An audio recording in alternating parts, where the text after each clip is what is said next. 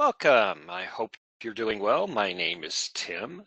Let me put some light on this situation. There we go. It's getting on to the evening here, so I want to make sure that we see each other. My name's Tim.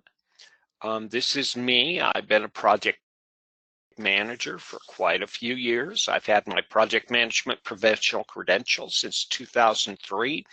And I started teaching project management back in 2004. And I'm having the time of my life. I'm talking to hundreds of you constantly, and I am inspired. In fact, I'm so inspired that I've decided to become much more public and much more vocal about the value of project management. And I'm looking at opportunities to contribute, and Ijona Academy is one of those opportunities for us to work together and reach out to you. Today, what are we going to talk about, Tim? We're going to talk about the trickiness of the exam. The PMP exam, if you don't know, is an exam that actually demonstrates that you have knowledge and you're able to think and act and behave like a project manager. Project Management Institute is a nonprofit organization, and they promote and they own the credential and the exam in the exam's questions. Now, this exam is notorious. It's well known for being very tricky. It's not difficult, but it takes preparation and practice to prepare for. Okay, and we're going to talk about that today. In fact, we're going to have to define what we mean by tricky when it comes to this exam. And we're going to have to look at what types and what areas of trickiness. And then we're going to look at the structure and the content of a couple practice questions and exercises. And we're going to actually look and go through this. And this will give us an opportunity to discuss, how do I prepare for something like this? And how do I actually think like a project manager, so I know I'm going to pass the exam? So what do we mean by tricky? Well, not difficult. Difficult is where you have to push. Difficult takes effort. It takes movement, and it takes action, and it takes force. Think about moving a large boulder, okay? Where it's tricky, it takes finesse. It takes it takes the ability to understand what you're moving. Think about having a metal hand and carrying an egg, okay? It takes knowledge of the egg, takes knowledge of the hand, and it takes knowledge of carrying, and you have to put all those three things together. See, that's what I mean by tricky. It may be complex. It may not be a direct pushing of a boulder. It may be digging the earth or the dirt out from under a side of the boulder so the boulder rolls by itself. You have to think about things in a different direction for tricky than you would with difficult. Difficult is something you go after straightforward in a headlong grip or a headlong action. Tricky, you sit back and you observe and you understand what's going on before you take action. I like to use the word gentle also. Like I said, think about having a metal hand and think about carrying an egg with it. You don't have to be soft with it. That's not the type of gentleness we're talking. We're talking about careful, gentle. That's what we're looking at. Now, how can we approach questions on an exam in a gentle manner? That's an interesting concept, isn't it? Yeah, let's look at this. So, we're talking about project management. which is leading and directing project work. A project is something that has its own plan, and it's very steeped in time. It has a very specific start and a very specific end, okay? And it's never been done before. So just doing project management is tricky. How do you plan something you've never done before, okay? Well, when you study for the exam, you learn that Project Management Institute that owned the exam also owns an international standard for project management called the Project Management Body of Knowledge. And this actually talks about how you can do this work that's unique and time-bound very well. It talks about successfully creating something that you can hand over to somebody when you're done. It talks about transitioning a deliverable. It talks about, making sure that everybody wants it. It talks about putting this unique plan together that everybody agrees on, and then directing and managing and controlling the work of creation. So you can assume that if Project Management Institute owns the exam, and the Project Management Institute owns the standard, a lot of the standard's going to be on the exam. In fact, the standard is. It's the primary reference. Most of the questions are going to come from there. However, it's not just the project management body of knowledge. We can demonstrate this. And if you have any questions on this, I can actually show you this, but there are questions on the exam that may not come from the PMBOK, and there are concepts and topics that you can't just rely on the PMBOK for. And there's a lot between the lines. Let me give you an example.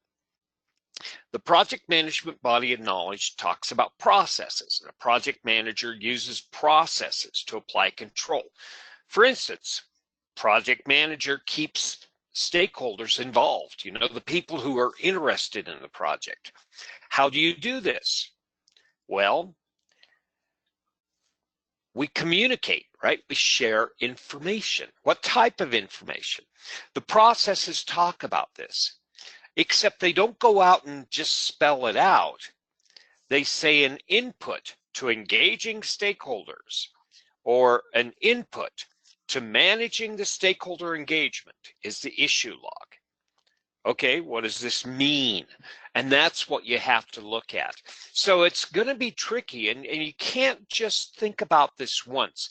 You can't memorize issue logs or an input of this process and think that you're going to get these questions right. You're going to have to look at these things and understand them and tease them out and play with them until you start understanding. When you see issue logs and you see, working with people, you're basically going to be talking to issues with people. And it's only by reviewing this material a few times, not just once, that you actually start looking at this knowledge between the lines. So one of the things that we recommend is that when you're ready to prepare for the exam, you find lots and lots of questions, practice questions, and you use those practice questions to understand what you know right now and what you don't know, and study what you don't know, and review and practice and practice and practice until you're getting quite a few questions right. So yeah, it's not something that you memorize. It's something that you work with and you gain ownership of knowledge. It's much like working in martial arts. You can read a book about martial arts, but you have to go onto the mats and work with experts and work with peers until you get a sense of it. A lot of this is a personal experience with the management of people and the management of work.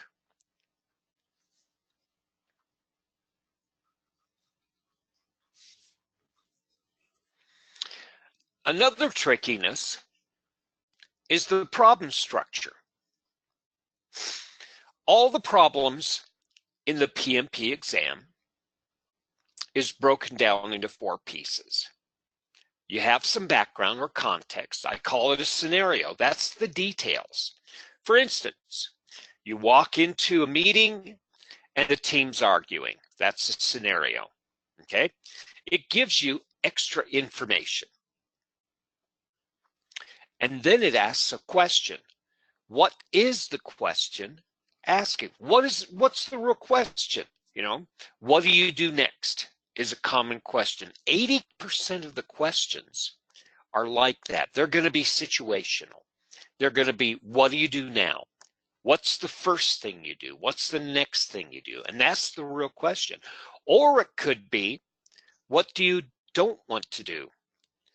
What document don't you need moving forward? Or what document do you need to update? Or what document do you need to change? These are the things that you're looking at with the real question. And sometimes the real question isn't spelled out for you. It doesn't say this. For instance,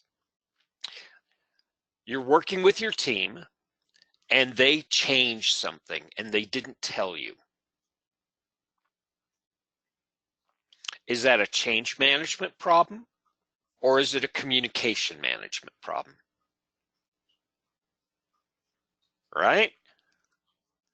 That's the question. Okay, what's the real problem? What are you trying to solve? And only through looking at the scenario and the real question can you start putting things together. But sometimes that doesn't even help. Every question has four options, and there's only going to be one correct one. However, there are many times that all 4 options sound really good, like my scenario, you know, where the team made a change and they didn't tell you. Is that a problem in scope management? Is it a problem in communication management? Well, guess what the answer is? Both. But on the exam, you can only choose one. So which one are you going to choose?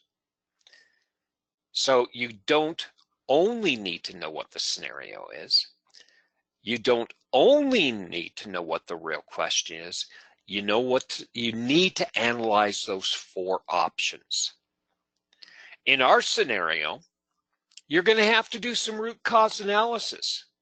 And you're going to have to look at it in this manner.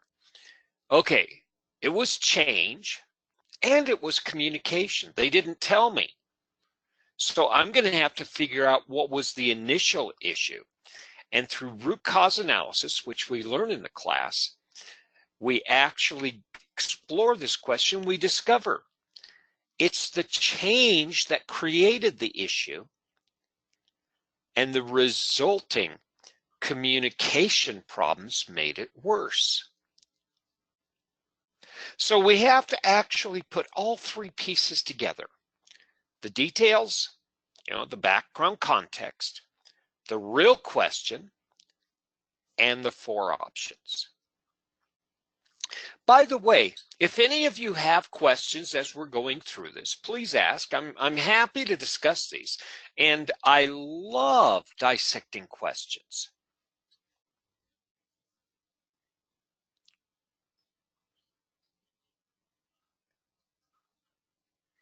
In fact, here's a good question. You're just assigned to a project that's moved into detailed planning. What do you need to do? Well, we need to know some context here, right? When we study project management, we learn there's 5 groups of processes. Number 1, we decide whether or not we need to do the project, right? That's making the decision, go, no go. Second, we put together a good plan. Third, we lead and direct the work. Fourth, we monitor and control and inspect the work, and we also make changes. And 5, we close. Okay, so that's part of the background information we're going to need to answer this question. We're moving into planning, which means the project is already approved. okay? So what we have to think about is we have 4 options. We know we're into planning and we're no longer making the decision of the project. What's the real question? What do you do next, right? What's the next thing you do? What's the first thing you do? What's the highest priority thing you should do? And that's what you should consider me. That's the question. First of all, one of the strategies that we always use is something called process of elimination. A is not a viable option, right? So we can eliminate it. One of the things we learn in class and we learn in our projects is you never say no, right? Don't say no. It doesn't do you any good. It doesn't make anything better. So we can get rid of A. And that leaves B, C, and D. D doesn't look like a good option either, right? You do not just pull something out of the back of your mind. You don't use intuition. You don't use your instincts. It doesn't give you a good option to analyze, right? Analysis, we learn as project management, is also not the best way to make decisions, but analysis helps us make good decisions, okay? So we can get rid of D, and that leaves B and C. And B and C are both good. Neither one is bad, right? Consult historical information. That'll tell us how we've done well in the past. Seek experts. That's always good, right? Project manager doesn't know everything. Validation is good. And using your experts around you to make a decision is good too. But what about stakeholder analysis? Well, that's good. You should be doing that in planning, right? You should be constantly doing stakeholder analysis. We learn that we start analyzing and identifying our stakeholders even before the project's approved. And we constantly do it throughout the life of the project. So it's a part of planning too. Now, here's the problem. How do I choose between B and C? This is a traditionally very tricky question. It's called a 50-50. If I flip a coin, I'm going to get half of these right. Oh, by the way, I only have a minute to solve this problem. That's another part of the trickiness of these questions. You only have a minute to solve each problem. Well, you have 4 hours, okay? You have 4 hours to solve the problem, and you have 200 questions, and they're all multiple choice. That means you have 1.2 minutes to review, analyze, and answer each question, and move on, and move on, and move on, and move on. So this is a struggle in prioritization and understanding and responding to urgency. The exam puts you in the seat of a project manager, and it gives you the experience a project manager has on a regular basis. And that's what we have with this question, right? I don't know which is the better answer, and I have to figure out a way to prioritize. This is what a manager and leader does every day when they go into work. And that's what the exam's testing you on. Not just your knowledge, not just what you're memorizing. In fact, you cannot memorize your way to a perfect grade. You can't memorize a pass, okay? What you have to do is memorize enough, and we can talk about enough if you're interested, and also be able to use what you've memorized to solve problems. And that's what we're doing here. We're problem solving.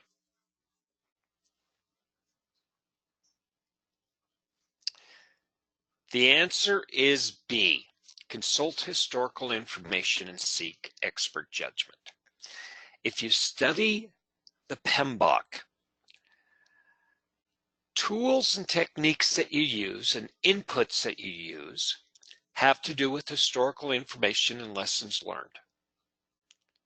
And you also use your subject experts, who oftentimes are team members and oftentimes are just people around who know things that you need. And that's how you put your plan together. But we said stakeholder analysis happens in planning too.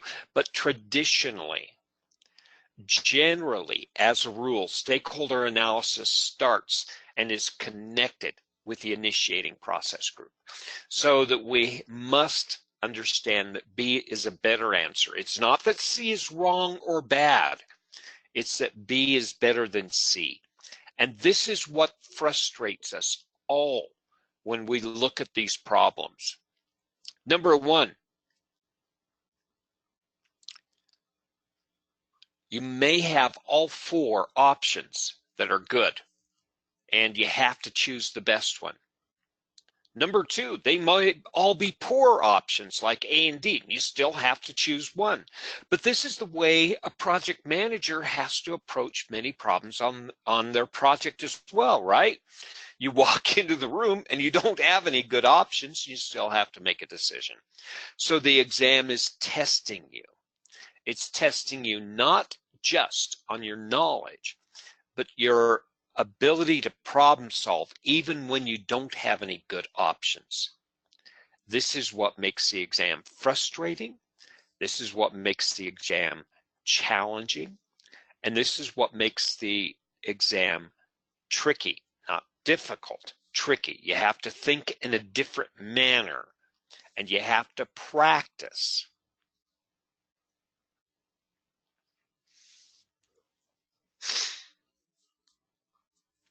About 80% of the questions are situational. Situational means, what do you do? You're in a situation, like we said back here.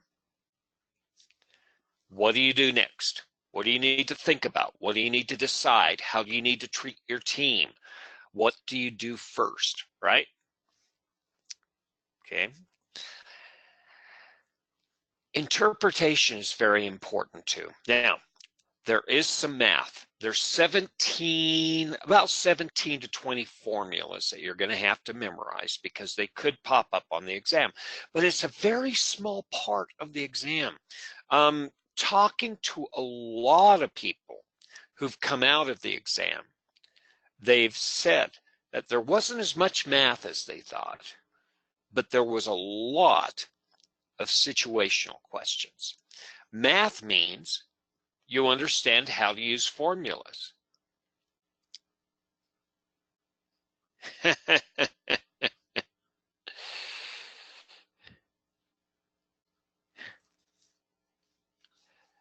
We have a question here. Good. You need help regarding one project manager test from TopTal. 40 minutes, 100 questions. How to solve. If you have a question, we can actually decipher it, much like we have here. This is what we're really good at, okay? If you have the specific question, please send it. If not, I can give you general advice. It really depends on the structure of the question. But yeah, we can look at it and solve it. Yeah, I think I've answered a couple. I've worked with people with that bank of questions. Probably not that question, but we can look at that if you're interested.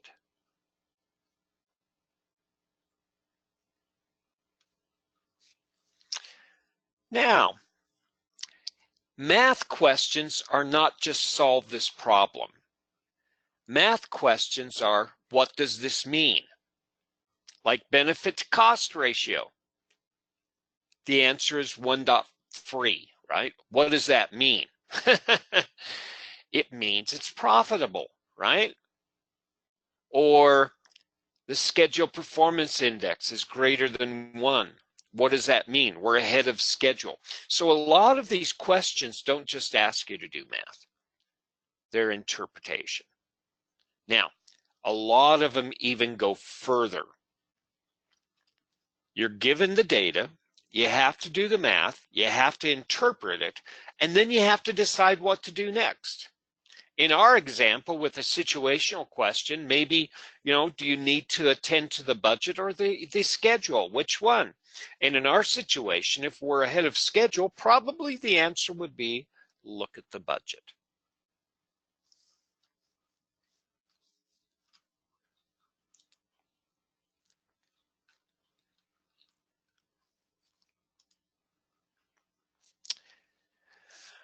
Here's a question that looks at math, and this is a really good one.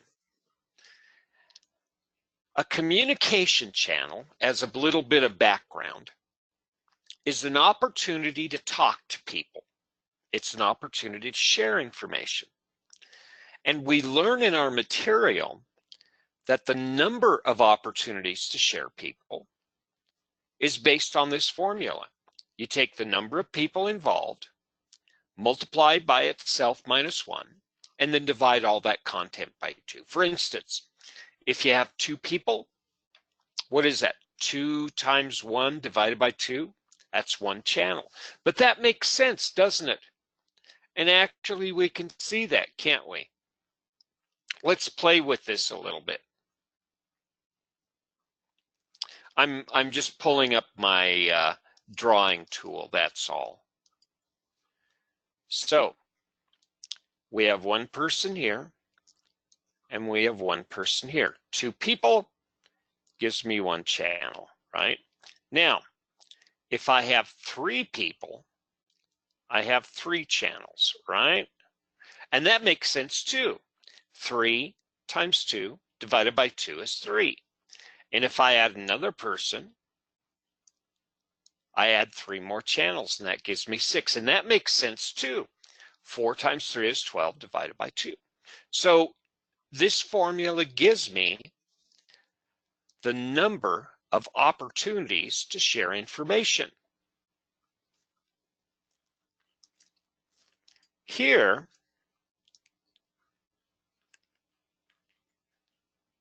we're asked to look at 28. So what do? We pull up our calculator. For the exam, you're allowed a calculator, but you don't bring in your own calculator. What do? They give you one, right? They give you a calculator that looks like what we have here. It's a standard 6-function calculator, and it's very simple to use, right? You're going to have to practice with these.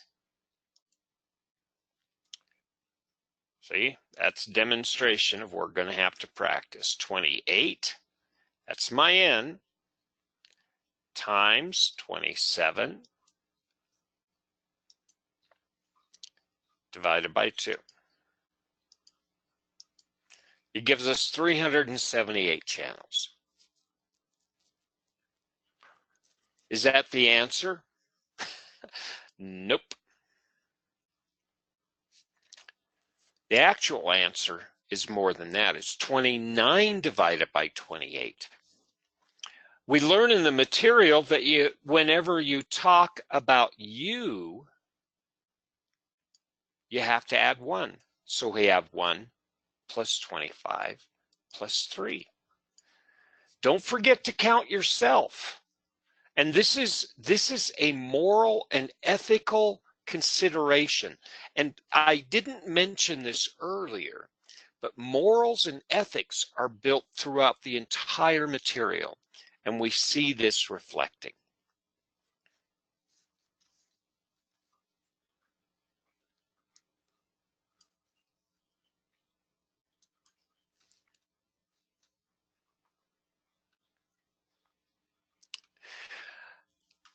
If you wish, and you have a question you want to ask, and you have a question you want to break down, I'm more than happy to do this. There's a couple other questions I can actually bring up as well, and we can go through. But I want to review this really quickly. The exam is not difficult. It's tricky. It's challenging. It's going to make you think in different directions. It doesn't require that much memorization or as much memorization as you think. It requires more your ability to use that to solve problems like we saw. And it's not a direct solution of problems. There's always a trick, and there's always between the lines. Now, this is the hint.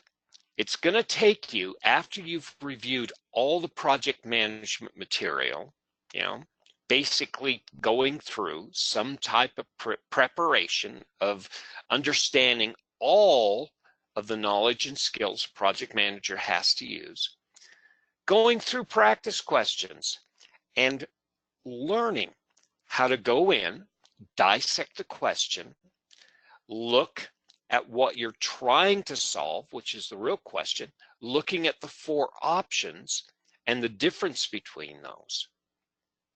By doing this over and over again, this will become automatic.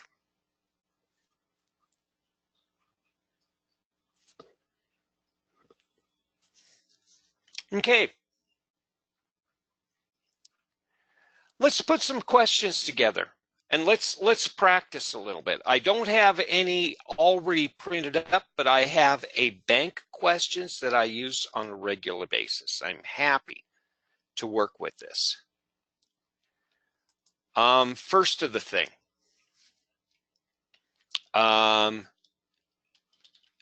you're in the middle of the project and the client is not happy. What do you do? Okay, and let's make up some options. Review cost performance. Meet the team and analyze. Meet the client and find out why. Renegotiate the contract. Which one is a better answer? Anybody have an idea?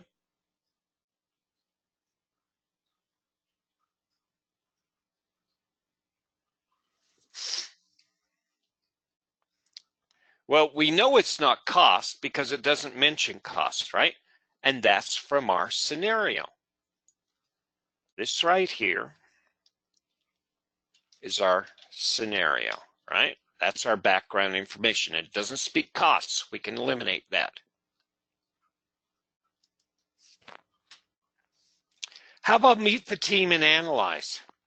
This is always a good option. Let's set that one aside. Meet the client and find out why. That's a good option too. Renegotiate the contract. We don't even know if there's a contract in place.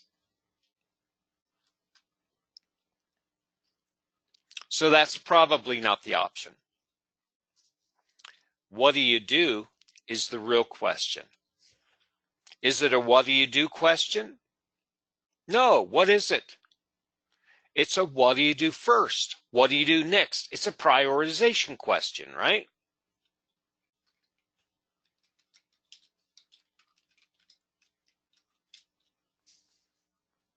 So how do we choose? Well,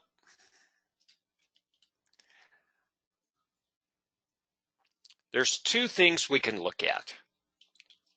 Morals and ethics tell us we go to the issue and resolve it quickly. Process tells us we go to the team to solve problems, and we go to the sponsor, who's our executive, right, to give them recommendations. Morals and ethics will always come first. So guess what? We're gonna meet the client. It doesn't mean we don't meet the team.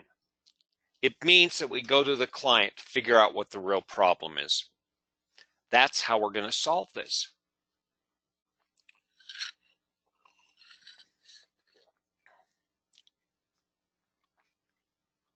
This is a tricky question, isn't it? This is not easy. Even when you know all these rules, how do you put them together to solve problems?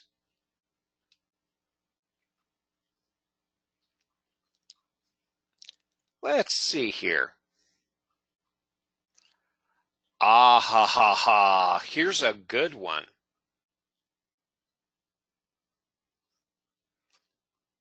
Let's do it this way.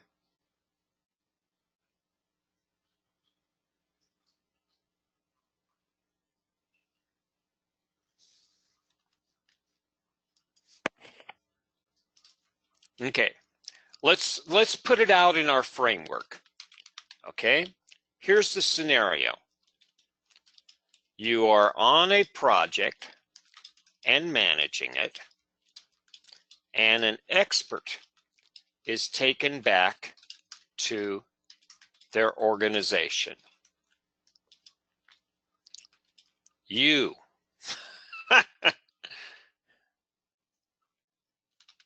collect evidence and show decision makers you need that resource. You replan so you don't need that resource.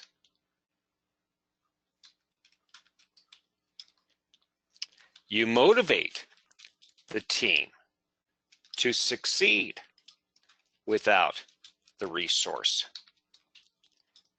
You clearly explain the impact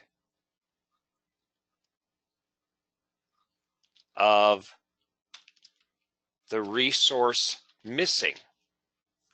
Okay? This is a hard one, isn't it? I want to do all of those. I want to collect evidence and show the decision makers. I want to motivate the team, but the problem is motivating the team and replanning are going in different directions. And I don't know which one to do.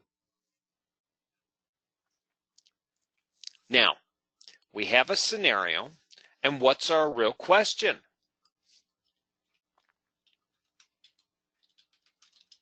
It's right here, right? What's our question? What do you do next or first, right? We have to prioritize. Once again, we're probably not going to do that. We may do that a little later, right? And we may motivate the team a little later too, if we realize we don't have it. So we're going to clearly explain the impact of the resource missing. It's not a good idea. What we really need to do is analyze the issue. Is it even a problem? Do I need to motivate the team? Do I need to change the plan? I may not even have to change the plan. I want to capture information first. But that's not one of my options. Again, what you want to do oftentimes is not part of the 4 options, and you need to look at the scenario, the real question, and the 4 options.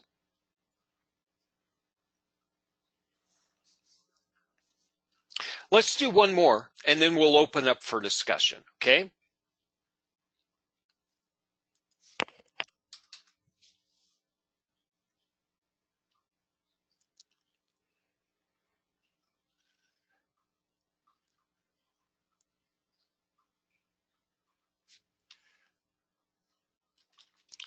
A project is complete when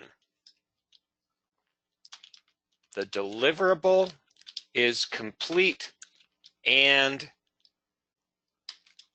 the administrative work is concluded. Okay, that sounds good. The customer provides final acceptance and receives the deliverable.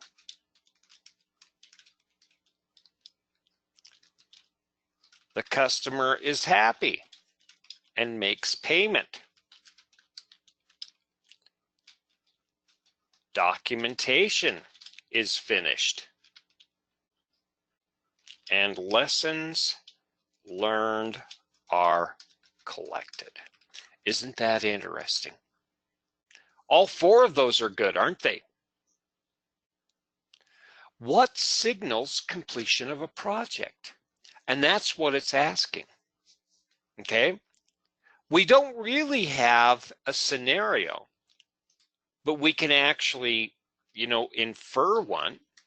What is the scenario? We are observing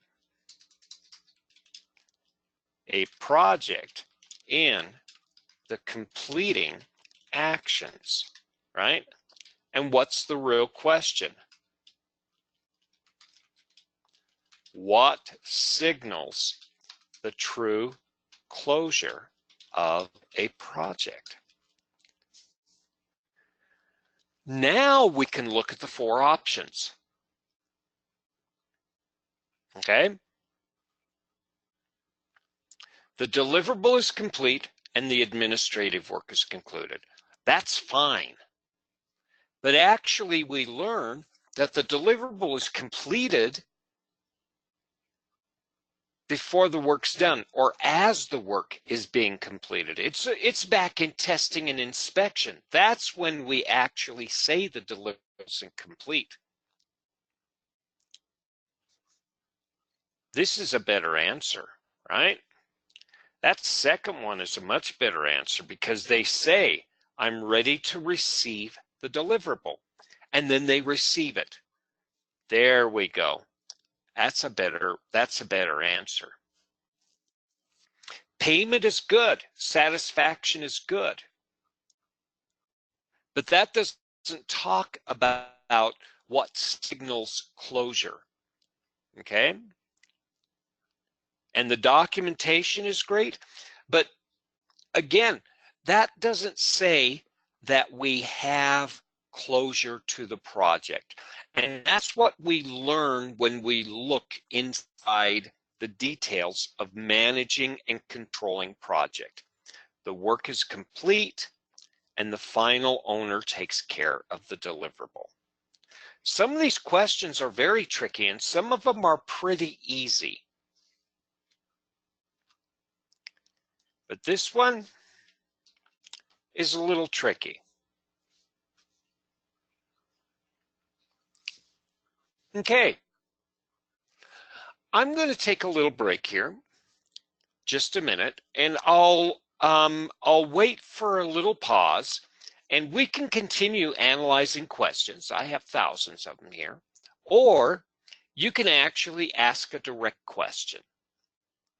Please, by all means, if you have any questions about any practice questions that you see out on the internet, or if you have questions about the exam itself, I can review a couple other details about the exam that makes it tricky too.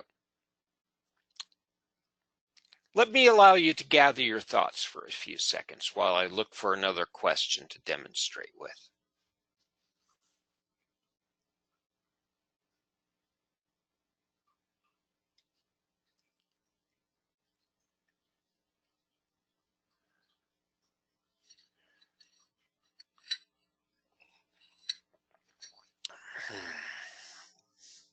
If you have a specific question, you did ask me originally, you have one project manager test that has a question. And if you have that question, I'm happy to decipher it for you.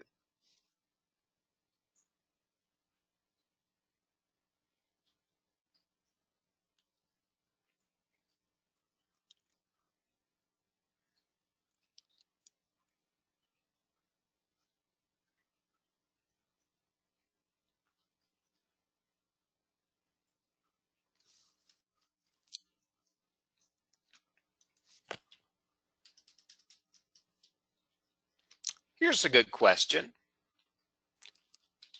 Work is progressing and the client asks for a change request, okay?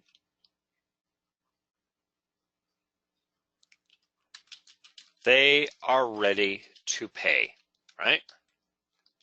What do you do? Another situational question, isn't it?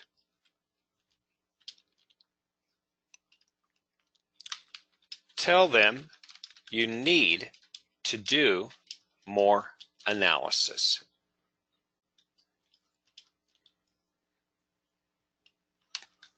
Tell them work has already started and no changes are allowed. Accept the change request.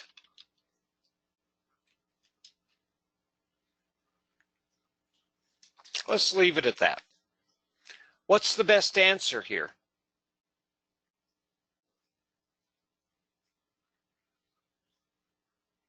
We don't say no, right? That's one thing that we always learn. We don't say no.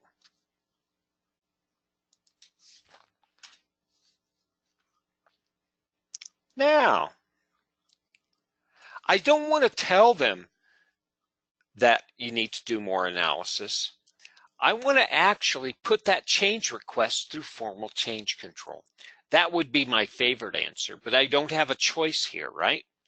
I only have an option of telling them that I need to do more analysis or accept the change request.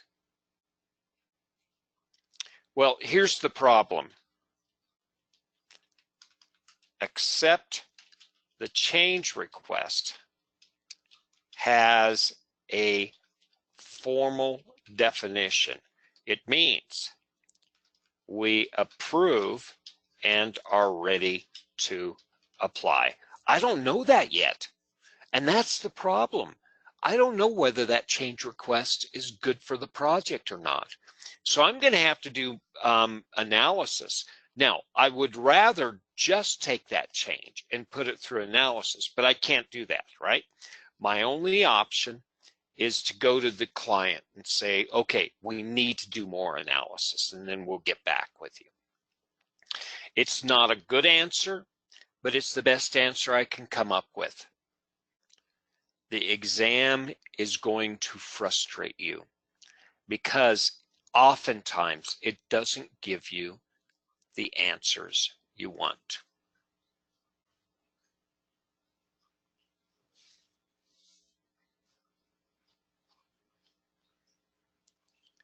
One more question, and then we'll open it up, okay?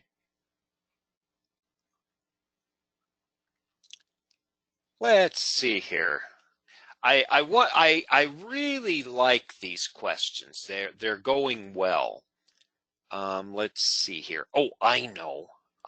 If you'll have patience with me just a minute, I know exactly which question to ask.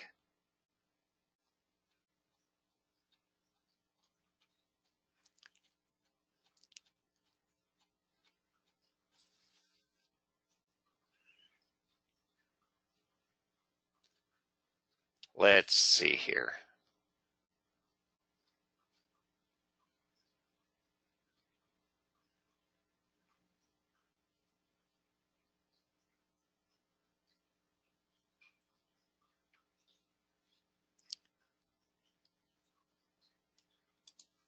Okay.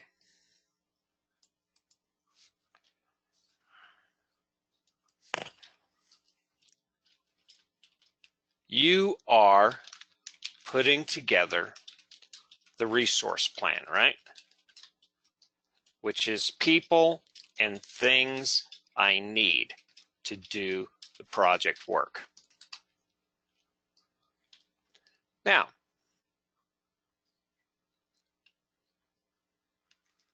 what should you be thinking of as an objective in planning your team? Okay, now, the team is only a part of my resources. It's my human resources, but that's what the question is. We know what the scenario is. I'm putting together the tools and the materials and the supplies, but I'm also needing to think. And what do we mean by objective? It's the why. Why are we pulling the team together? It may be outsourcing. I need experts. It may be, you know, acquiring teams from different organizations inside the company. What should I be thinking of? Reducing costs. That's a good question. You should be thinking of that, right? Managing costs, that's part of project management. Plan and acquire the best possible team. Outsource to an external vendor. Prove you can meet expectations with available resources. Now, all those are good. And that's the key right here. None of them are bad, are they? Reducing costs, it doesn't talk about costs here, does it? It talks about human resources. Planning and acquiring the best possible team. Now, that's what we're talking about. Outsourcing to an external vendor? Well, sort of. So it's a B-C option here, but B is better than C. And to prove you can meet expectations, that would be nice, but that's not why we're doing this. The reason why we're planning our resources is to pull the good team together. And that's probably B, which is the best option of these.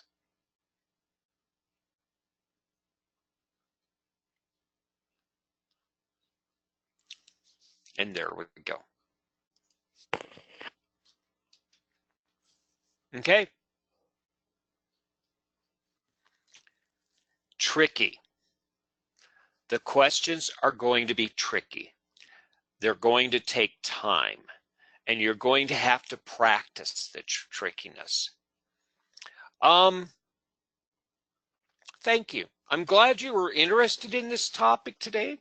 I'm glad you brought questions, and I'm glad that we're here available for you. If you have more questions, please feel free to reach out. I will be sharing this presentation with Ijona, and you can contact us over at ijonaacademy.com.